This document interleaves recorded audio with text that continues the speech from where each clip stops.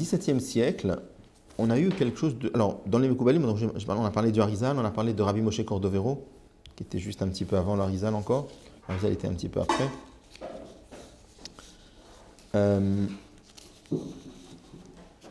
Il y avait certains rabbins qui ne connaissaient pas la Kabbalah, qui se posaient des questions il y a eu des hésitations de la part de certains rabbinim par rapport à la Kabbalah, mais finalement ça a été validé. Tous les Gdolei Israël finalement ont reconnu le Harizal, Rabbi Moshe Cordovero, tous ces Mekoubalim-là ont été entièrement reconnus par tout le clan d'Israël, y compris déjà Rabbi Yosef Karo, qui était lui-même un talmid, un élève du Harizal. Bon. On a eu ensuite, je me parlais du XVIIe siècle, au XVIIe siècle, on a eu quelque chose de très très particulier.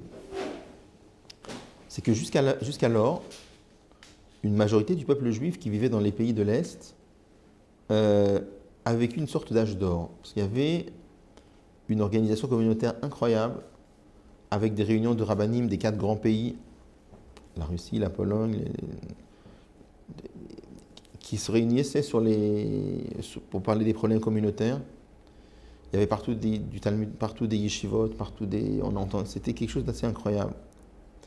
En 1648, tout a basculé. Pourquoi ? Parce qu'il y avait un groupe de Cosaques très profondément antisémites, dont le chef s'appelait Khmelnytsky, et qui ont commencé à dévaster les communautés juives. C'est-à-dire qu'ils ont commencé à attaquer, tout simplement. Ils allaient dans les petits villages où il y avait des communautés juives et ils tuaient à l'arme blanche hommes, femmes et enfants. Ils étranglaient les gens avec des lacets. Enfin, c'était terrible. Quand on voit Ce qui fait qu'en un an et demi, il y a 400 communautés juives qui ont été détruites, plus de 600 000 personnes qui ont été tuées. C'est énorme. C'est la deuxième place après dans l'histoire contemporaine par rapport au massacre de la Shoah. C'était vraiment la deuxième place. À partir de ce moment-là, on a eu une très grande crise au niveau de Ham Israël. Pourquoi ?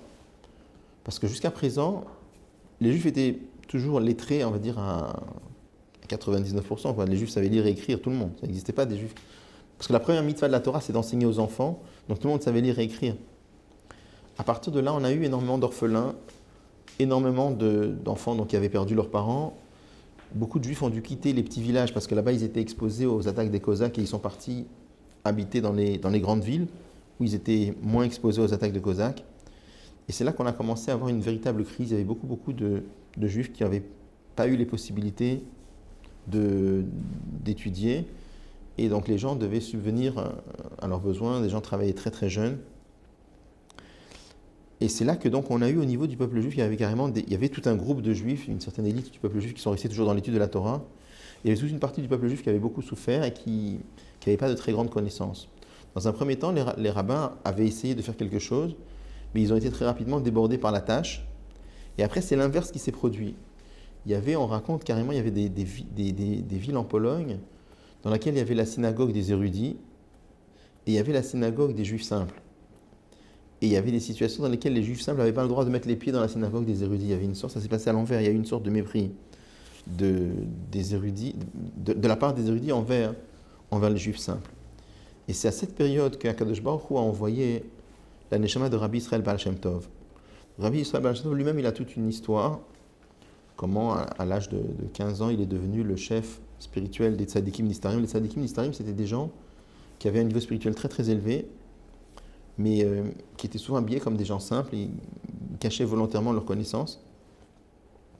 Et ils allaient de ville en ville, de village en village, pour motiver les gens à l'étude de la Torah. Ce qu'a fait Rabbi Israël Baal Shem Tov, c'est qu'il a commencé... Alors lui-même, il a appris, il a eu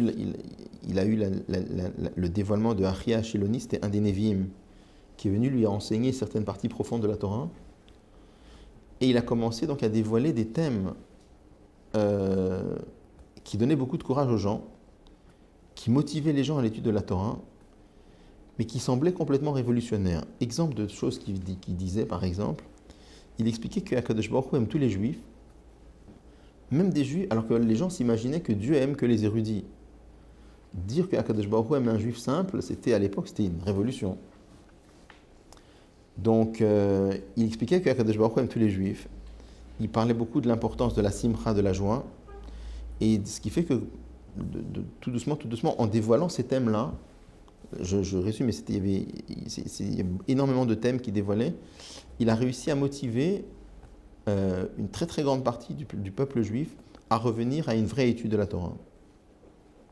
Donc là, on a eu les ferments de ce qu'on appelait la chassidoute. La chassidoute, en fait, c'est une partie de la Torah qui touche la neshama très très fort. Et le but, c'était vraiment de contrecarrer tous ces problèmes qu'on a eus et surtout de solutionner cette sorte de scission qu'on a eue entre, d'un côté, les érudits et de l'autre côté, les juifs simples.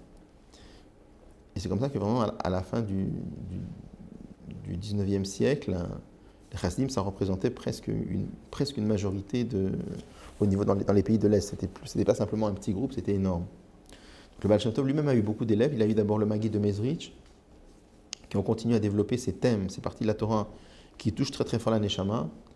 Et ensuite, on a eu donc Rabbi Shneur Zalman de Liadi, qui a continué encore de révéler ces textes-là, cette partie de la Torah, mais lui, il a voulu à ce que ce soit de façon que ça pénètre l'intellect. C'est-à-dire que le Baal Shem Tov et le Maggid, c'était souvent des mots qui touchaient le cœur. Ça donnait des sentiments très très forts. Le Admor Hazaken a voulu absolument que non seulement ce soit quelque chose qui touche le cœur, mais qu'en plus, ce soit quelque chose qui pénètre l'intellect aussi. Donc, soit quelque chose de très très structuré sur le plan intellectuel. Alors, un des ouvrages qu'il a... Alors, je vais juste éditer une petite parenthèse. Au même moment, on a eu ce qu'on appelle le développement de l'Aït-Nagdout, c'est-à-dire des gens qui se sont opposés au chassidisme. Pourquoi ? Parce que, étant donné que les textes, les notions que le Baal Shem Tov révélait semblaient un peu révolutionnaires, il y a eu un mouvement de méfiance. Et de méfiance d'autant plus qu'avant cela, on avait eu l'histoire de Shabtai Tzvi, c'était un peu avant les massacres de Khmelnytsky. C'était un homme qui s'était fait passer pour le Mashiach, et finalement il s'est converti à l'islam. Donc c'était... Alors, l'histoire de Shabtai Tzvi, je précise aussi, c'était une grande partie du peuple qui avait adhéré à ces idées, mais pas les rabbanim. D'accord ? Les rabbanim n'avaient pas adhéré à ça. Mais au niveau du peuple, il y a des gens qui avaient suivi. Et à la fin, il s'est converti à l'islam. Donc après cette histoire-là, dès que quelque chose semblait un peu nouveau, révolutionnaire, on n'aimait pas, il y avait un mouvement de recul. Bon. La marloquette a été envenimée par le problème de la Haskalah. Si vous connaissez au niveau de l'histoire juive, la Haskalah, c'était les ferments des mouvements libéraux d'aujourd'hui. C'était donc Mendelssohn en Allemagne qui a commencé à créer une façon d'étudier la Torah de façon très style étude de texte, comme on les fait quand vous avez les études qu'on fait à l'école, étude de texte, analyse de texte, grammaire. Alors, c'est pas une contradiction la grammaire, mais c'était avec ses idées à lui. Alors, pour vous donner un exemple, tous ses enfants sont mariés avec des non-juifs. Pour vous donner la catastrophe que ça, même si lui il mettait les tefilines, Mendelssohn, mais ça a fait une catastrophe. Donc, il y avait une yeshiva à Berlin, c'était ce qu'on appelait les maskilim, et il y avait une vraie... Ils ont vraiment cherché à lutter contre les juifs orthodoxes. Alors, ils avaient vu que, par exemple, au niveau de la yeshiva du Gaon de Vilna, par exemple, ils avaient réussi à détourner beaucoup de Bachurim et les amener dans la yeshiva à Berlin. Mais chez les chassidim, ça ne marchait pas du tout. Donc, ils avaient vu que finalement, pour arriver à faire quelque chose, il faut envenimer la marloquette entre les chassidim et les mitnagdim. Qu'est-ce qu'ils ont fait ? Il y a eu des gens qui ont témoigné au Gaon de Vilna qu'ils ont vu des chassidim profaner Shabbat ou qu'ils ont vu des chassidim manger le jour de Tisha B'Av. Et à partir de là, donc, le Gaon de Vilna avait fait des interdictions. Il disait interdiction de se marier avec un chassid, interdiction de boire du vin s'ils l'ont touché, etc. Bon. Et les chassidim avaient énormément souffert à cette époque-là. Il y a toute une lettre de Rabbi Shneur Zalman de Liadi dans laquelle il écrit à ses chassidim et il dit qu'il ne faut pas en vouloir au Gaon de Vilna parce que lui, ils ont beaucoup souffert. Il a dit qu'il a agi d'après les règles de la Torah. Pourquoi ? Parce qu'à partir du moment où il a eu des témoignages de gens qui semblaient kshérim et qui lui ont dit qu'ils ont vu des chassidim profaner Shabbat, eh ben, il a eu raison. En fait, c'était des maskilim, c'était des gens de la Haskalah qui ont fait des faux témoignages. Mais comme ils avaient l'aspect de juifs religieux, il n'a pas pu savoir ça. Donc, c'est pas parce que certains ont pu manger, même si les gens c'était vrai. Les chassids n'ont pas dit, ça y est, on peut manger à Tisha B'Av, ils n'ont pas décrété. Après, il y a certains qui peuvent le faire, même si certains le font, c'est pas une raison pour décrédibiliser. Bon, je ne cherche pas à défendre parce que c'est un passage très douloureux de l'histoire du peuple juif Quand je dis qu'ils ont beaucoup souffert, c'est-à-dire que ça allait très très loin. C'est-à-dire qu'il y avait beaucoup comme on pensait que les chassidim étaient des hérétiques, qui s'avaient dévié de l'orthodoxie, on pensait que c'était une mitzvah de les dénoncer à la police. Il y a eu des choses terribles, terribles, terribles, terribles. C'était une catastrophe. Bon. Il a fallu pratiquement 3 générations.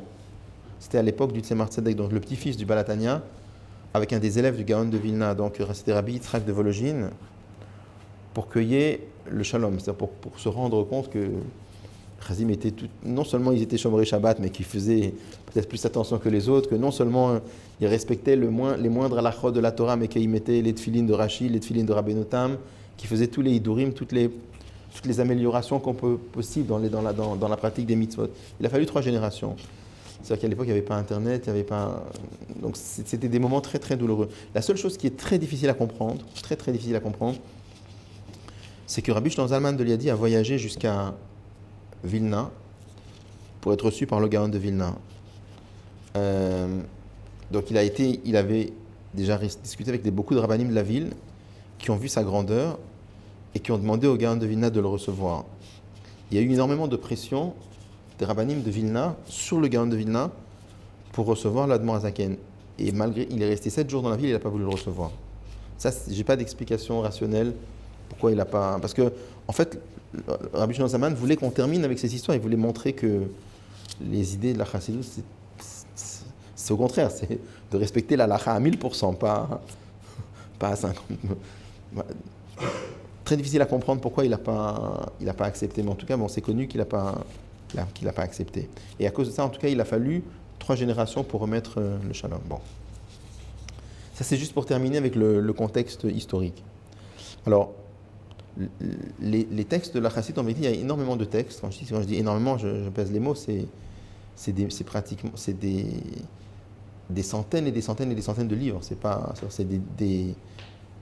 je pense des centaines de milliers de pages. C'est énorme. C'est pas quelques livres. C'est énorme. Et en fait, le but de toute cette partie-là, c'est quoi? C'est de donner une certaine flamme dans la pratique des mitzvot, une certaine flamme dans l'étude de la Torah. C'est-à-dire, c'est pas simplement de pratiquer les mitzvot de façon routinière, mais c'est de montrer à un juif la grandeur, la chance, le bonheur qu'il y a d'étudier la Torah, de pratiquer les mitzvot, et ça donne complètement un autre regard. C'est-à-dire que pour beaucoup de gens, par exemple, le judaïsme, c'est quelque chose d'austère, qui implique des sacrifices, qui implique des privations.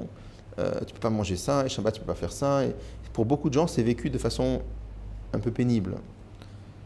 La Chassidut, au contraire, montre le bonheur qu'il y a à vivre. Alors c'est vrai qu'il y a des privations, tu ne peux pas manger n'importe quoi, on est bien d'accord. Shabbat, tu ne peux pas faire n'importe quoi, on est tout à fait d'accord. Mais de montrer bien au contraire comment toutes ces privations-là, c'est un bonheur extraordinaire. Ça permet à la Neshama de s'élever, etc. Bon, ça c'est vraiment pour simplifier. Alors là, ce qu'on a ici, c'est une des œuvres de base de la Chassidut qu'on appelle le Tanya. Et c'est ça qu'on peut commencer maintenant. Alors, Sefer Likutei Amarim, c'est un livre de mot à mot de rassemblement de paroles. Chelek Rishon, première partie. Anikra Beshem Sefer Shel Benonim, qui porte le nom de Sefer Shel Benonim, le livre des hommes moyens. Alors, pourquoi ça s'appelle un livre de rassemblement de paroles? Il y a 2 explications. L'une, c'est que c'est une grande modestie de la part du Admor Azaken de dire que ce qu'il a écrit là, ça ne vient pas de lui, mais il a ramassé de ses maîtres.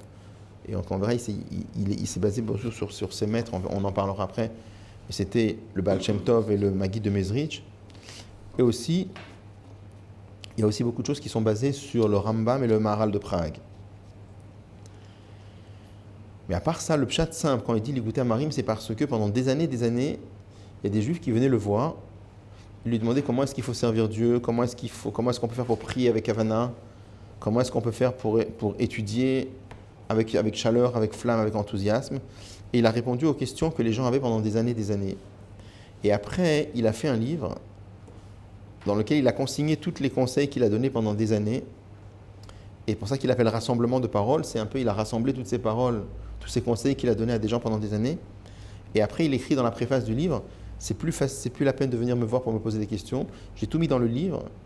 Et si vous l'étudiez, vous trouverez des réponses aux questions que vous vous posez. Et si vous ne trouvez pas, alors demandez au rabbinim de votre ville qui vous aident à trouver leurs réponses dans le livre. Voilà. Bon, ça, c'est ce qu'il écrit lui-même dans la préface.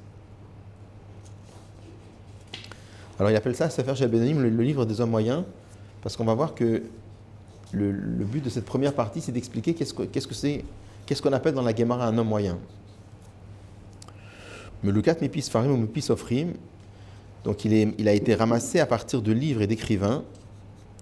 Alors les écrivains, c'est des gens, c'est ses maîtres, c'est le Maggid de Mezrich et le Baal Shem Tov, et les livres, c'est le Rambam et le Maharal de Prague. Que Doché Elion, d'une très grande sainteté, Nishmatan Eden, dans la Neshama était au Gan Eden, mais Youssad, et il est basé à la pasouk sur le verset de la Torah, Ki karov elecha adavar me'od, beficha ou bilvavcha la soto. Car la chose est proche de toi, très proche de toi, dans ta bouche et dans ton cœur pour la faire. De quelle chose il s'agit?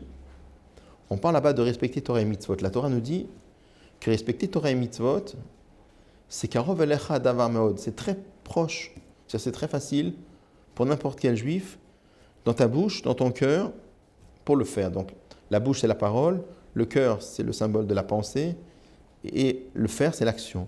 Donc, c'est très facile de servir Dieu en pensée, parole, action. À part ça, on verra que quand il dit Bilvafra, ton cœur, c'est pas que la pensée, c'est vraiment le cœur, c'est vraiment avec un sentiment du cœur. C'est-à-dire qu'il verra qu'il va nous expliquer comment c'est facile pour chaque juif de servir Dieu en pensée, parole, action, et avec un sentiment du cœur, c'est-à-dire avec l'amour de Dieu, avec la crainte de Dieu. Le Vaer Eitev, donc le but du livre, c'est d'expliquer clairement Echu Karov Me'od. Comment est-ce que c'est tellement proche? Parce que la Torah, elle a dit que c'est très facile. Il dit quand on réfléchit, ça n'a pas l'air si facile que ça. Donc il veut expliquer comment c'est facile, comment c'est proche. Et il dit Bederech Arucha Uktsara, avec un chemin long et court. Alors qu'est-ce que ça veut dire avec un chemin long et court? Il y a deux explications sur ça. Une explication, c'est que déjà, les 17 premiers chapitres, c'est déjà une première partie. Ça, c'est le chemin, ça, c'est déjà un chemin. Et après, à partir du 18e chapitre, ça commence un autre chemin. La vérité, la partie, les 17 premiers chapitres, c'est un chemin, mais qui n'est pas si évident. Donc ça, c'est le chemin qui est plus long. Et le chapitre, à partir du chapitre 18, il explique un chemin qui est encore plus facile. Et c'est ce chemin-là qu'il appelle le chemin plus court. Il y a une autre explication, qu'est-ce que ça veut dire un chemin un chemin long et court? Ça fait une allusion à une histoire de la Gemara dans Masechet Eruvin. Là-bas, il y avait une histoire avec Rabbi Yoshua ben Hanania qui avait demandé à un enfant le chemin pour aller à Jérusalem. Et l'enfant lui a dit, il y a deux chemins. Il y a un chemin long et court, et il y a un chemin court et long. De quoi ça parlait? Il dit comme ça, il y avait un chemin qui était court en distance, mais en vérité, c'était un chemin compliqué, avec plein d'embûches, des trous, des irrégularités de terrain, Donc il était court en distance, mais compliqué. Donc en vérité, il est long. Il y a un deuxième chemin qui est long, mais il est court. Ça veut dire que c'est un chemin qui est long en distance, mais c'est un chemin large, pas de problème, pas de piège, pas d'embûches, pas de difficultés énormes, quoi. Donc il veut dire vraiment, est-ce que le chemin, en allusion, il veut dire que le chemin qu'il veut évoquer dans son livre, c'est un chemin qui est court, c'est un chemin qui est long, mais en vérité il est court. C'est-à-dire que c'est vrai qu'il y a beaucoup d'idées, il y a beaucoup de concepts à avaler, mais une fois qu'on a tous ces concepts-là, alors ça donne un chemin assez large et on arrive à éviter beaucoup de pièges et beaucoup de problèmes.